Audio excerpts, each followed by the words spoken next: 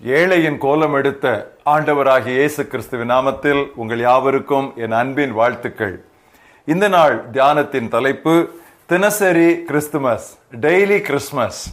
வாசிக்க வேண்டிய பகுதி லூக்கா 1 அத்தியாயம் 46 முதல் 55 வரை.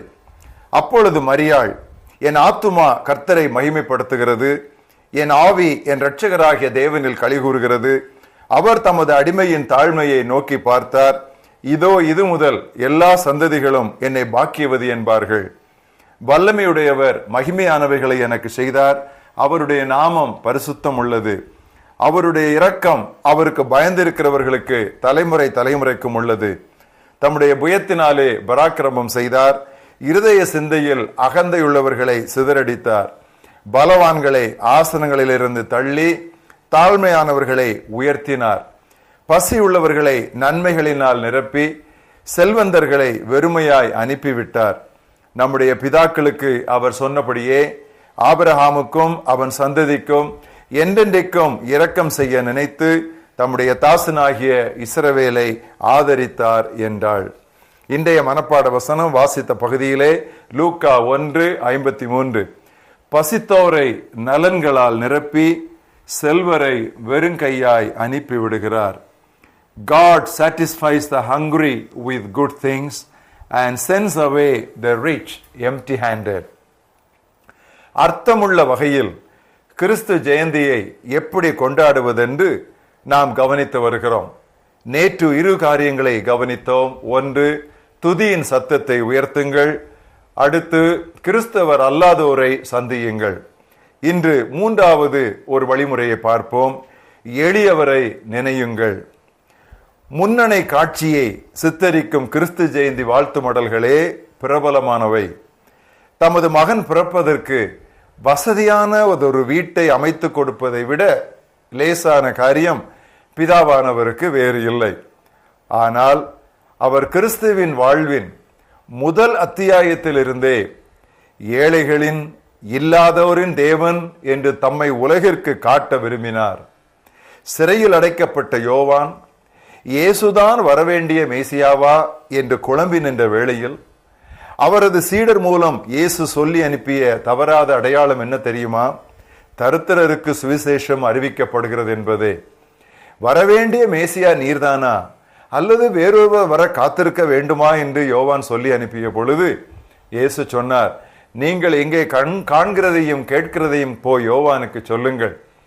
குருடர் பார்க்கிறார்கள், செவிடர் கேட்கிறார்கள், ஊமையர் பேசுகிறார்கள், முடவர் நடக்கிறார்கள்.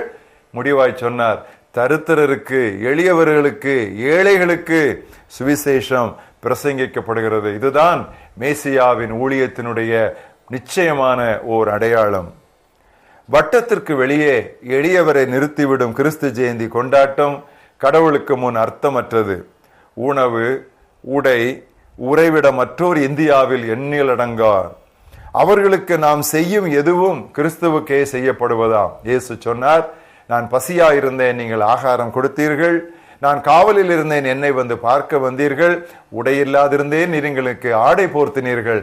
இந்த சிறியரில் ஒருவனுக்கு எதை செய்தீர்களோ அதை எனக்கே செய்தீர்கள் என்றார்.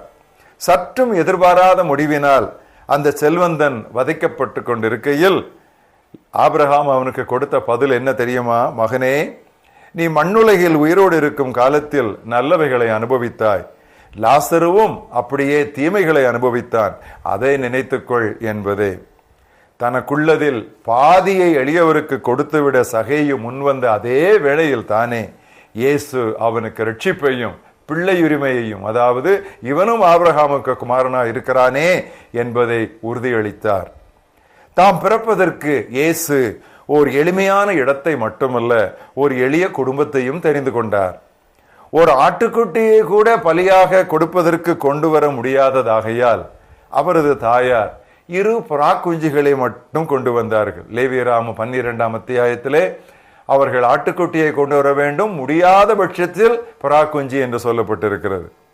முடிவில் அவர்கள் தனது மகன் தன்னையே ஒரு ஆட்டுக்குட்டியாக பலியாக்க இடமளித்தார்கள்.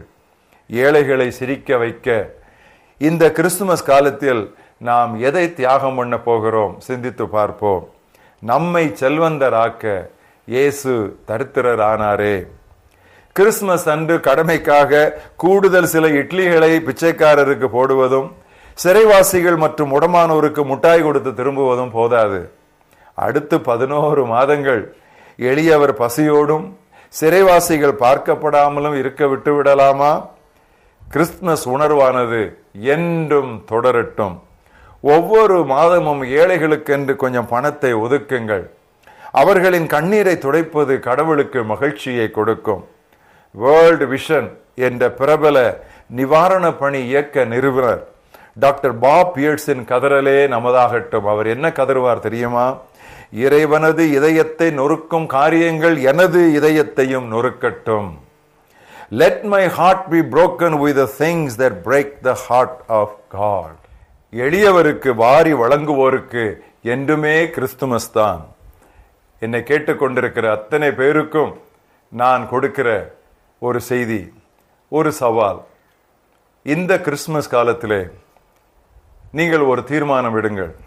மாதா மாதம் ஒரு கணிசமான தொகையை, ஏன் 10ல் 1 திருச்சபைக்கு கொடுப்பது போல 10ல் 1 தரித்திரருக்கு கொடுக்கலாம்.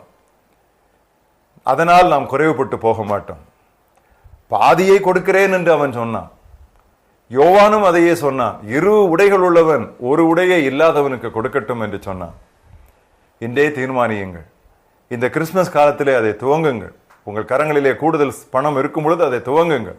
அதை நெடுகவே கைவிட்டு விடாது.